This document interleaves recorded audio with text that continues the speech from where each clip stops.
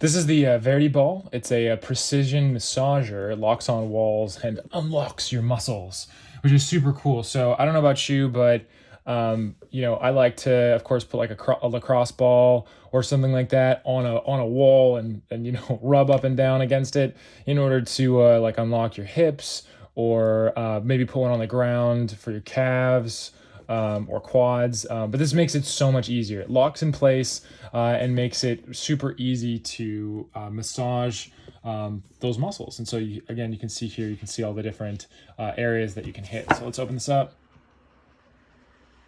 Ooh, yeah.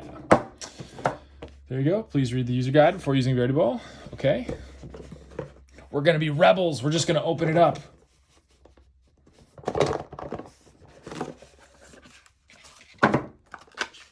Ta-da! Well, there you go. So again, you've got this locking mechanism here, and you have the VertiBall. So that is really nice. So again, you can, use it for all sorts of stuff. Put it on the ground, put it on a wall, and unlock those hard to unlock muscles.